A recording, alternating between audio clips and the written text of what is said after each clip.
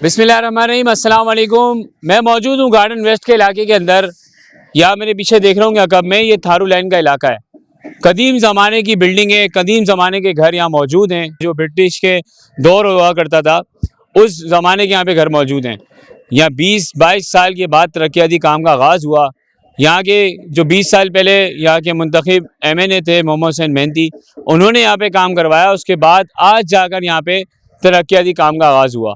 यहाँ पे हमने देखा कि बहुत जिसको कहा जाए तंग गलियाँ, जिसके अंदर वहाँ पे सेवरेज का काम हुआ, वहाँ पे पेवर ब्लॉक लगाए गए, स्टील लाइटों का भी काम हुआ और कुछ काम नामुकम्मल है जिसके बहुत जल्द मुकम्मल कर लिया जाएगा। तो आइए यहाँ के इलाके मकीन से पूछते हैं और यहाँ जो काम करवा रहे हैं बल्दियाती नुमाइंदे हों, नाज़िमीन हों या दीगर लोग हों, उनसे जानते हैं वो इस बारे में क्या कहते हैं।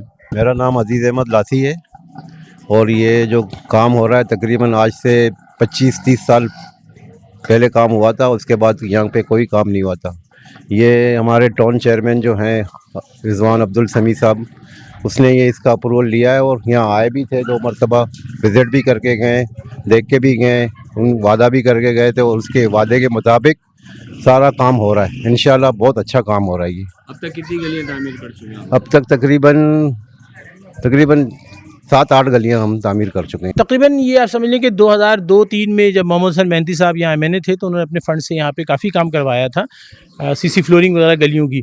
उसके बाद ये अब 2025 के अंदर तो समझ लें कि 22-23 साल के बाद जो है ये काम यहाँ पे हो रहा है। इसमें हमारे जो अजीज़ अहमद लासी भाई हैं, जो इलाके के रिहायशी भी हैं और बड़े एक्टिव हैं, यहाँ से काउंसिलर का इन्होंने इलेक्शन भी लड़ा, इनकी बड़ी मेहनत शामिल है।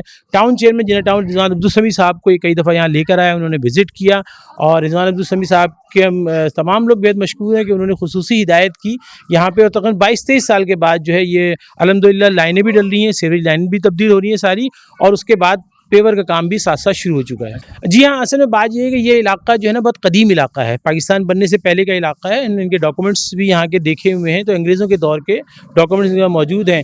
और ये इलाका जो है वो तकरीबन बहुत अरसे से ज़ाहिर डिप्राइव था और मुश्किलात का शिकार था। छोटी छोटी गलियाँ हैं, कंजस्टेड गलियाँ हैं, तो कोई इनको पूछता नहीं था इस हवाले से कि भाई यहाँ काम करना बहुत मुश्किल है।